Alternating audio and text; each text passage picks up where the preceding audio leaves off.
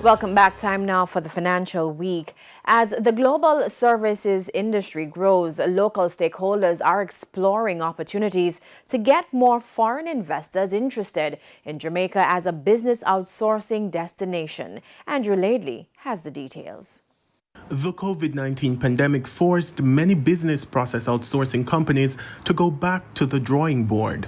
Having adapted to the new norm, BPOs are now inviting foreign investors to set up shop in Jamaica amid growing demand for outsourcing services. The 2020 Global Management Services Report by NTT suggests that 45% of global corporations are planning to outsource more work in the next 18 months. The fact is, the pandemic has fast-tracked a lot of that.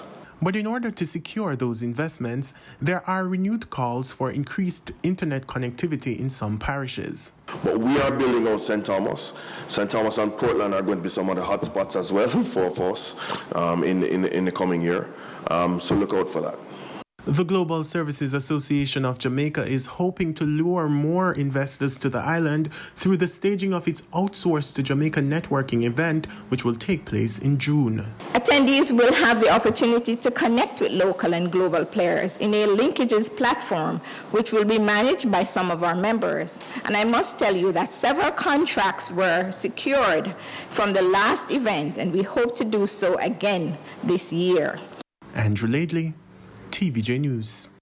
The Bank of Jamaica, BOJ, intervened in the foreign exchange market today. The BOJ sold $30 million to 7 banks and 3 cambios at an average cost of $150.50. The central bank restricted resale to end users. Foreign currency trading ended today with the greenback selling for $151.62. The Canadian dollar sold for $121.56. The pound sterling is going for $211.77, while the euro closed at $186.28.